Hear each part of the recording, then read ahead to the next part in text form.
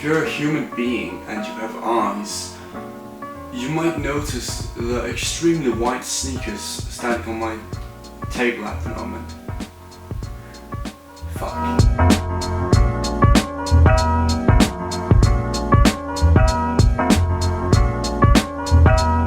Yes, it's me, Martin, here at Contemporary Apparel, and today I'm going to talk to you about the Y-3 Qasa highs in this cocaine white.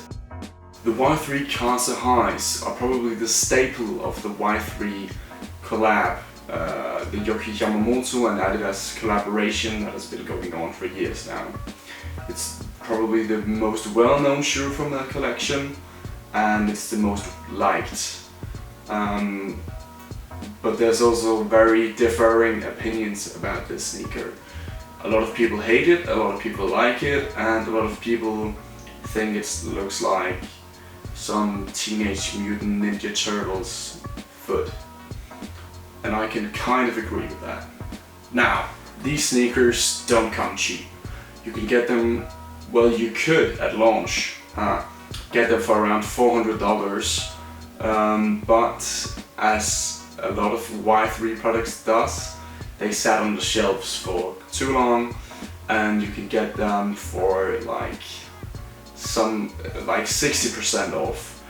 I know the guy I bought these from got them really cheap, and I also sat and was tempted to do it when they dropped 60% in price on end clothing.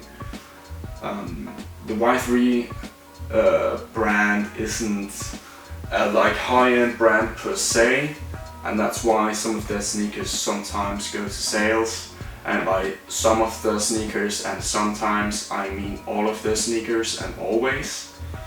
Even though I think Y-3 is personally one of my favorite brands, but I don't really fuck with it anymore because it's become so oversaturated. They're trying too hard to make futuristic and weird ass looking sneakers, and hypebeasts either like it too much or hate it too much. Either you go like full Y3 with the tech wear and you wear Qasas and you wear some weird ACG Nike jacket and cargo pants and shit, and I'm not into that. I like these shoes for what Yohji stands for as a designer, and I like them because they're oh so fucking white. The whiteness of this shoe is a mix of the original white leather and the dirty ass elastic whatever it is. That sounds weird, but the leather and this neoprene or leather something that's under the elastics is the only thing that really stays white. This gets discolored and dirty really insanely fast. Also, the bottoms of these shoes get worn down and dirty in a split second.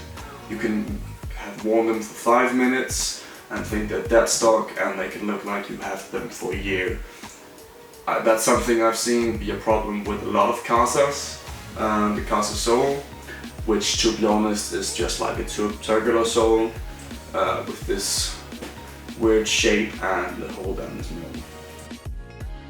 Now that I say circular, that's another common, I don't want to say mistake, but sometimes people presume that these are actually just Adidas circulars, which I can see from the point of view, but it also drives me fucking crazy that you pay 3 times as much for a shoe that they don't recognize the design value and the quality that's in these sneakers contrast to a pair of normal Adidas turbulars, which in my opinion are fucking shit.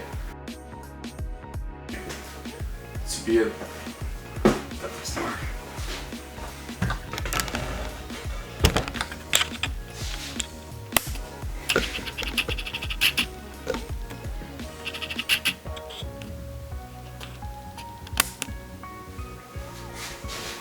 want to get up close and personal with you now.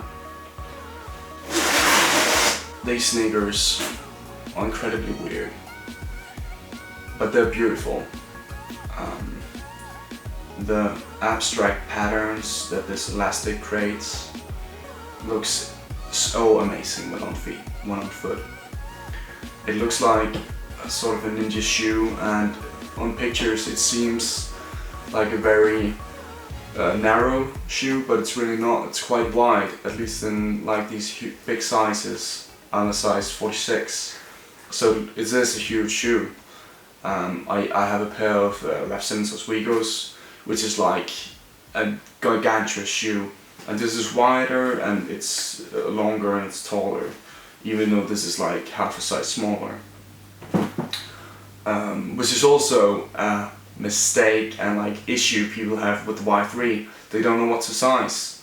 I have always felt that you had to size down because they fit large, and the Y-3 Qasa low 2s that I had a year back or so, I had a 40, that's European sizing, 44 and 2/3, but now I wear, well, back then I also wore 46 European sizing.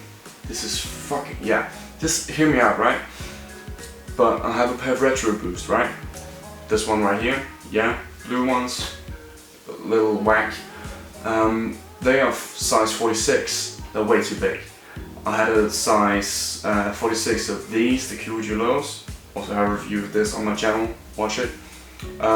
They were size 46, fit snug, fit perfectly.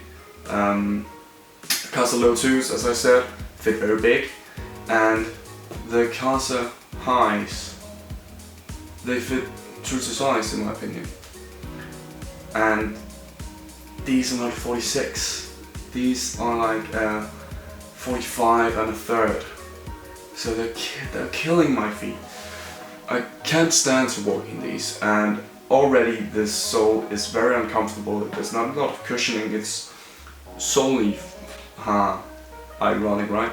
It's solely for the design purpose and not very much for comfortability, which is I'm not really okay with, because the whole point of the Y-3 brand is that you have the design of Yuki Yamamoto and the like comfortability and sports side of it from Adidas.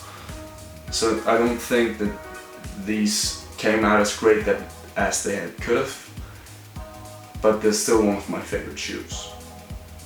And no shoe is perfect, not unless the people who wear them. But these, design-wise, I think they're damn near close. But so are all of the sneakers I like. Because that's my opinion, of course.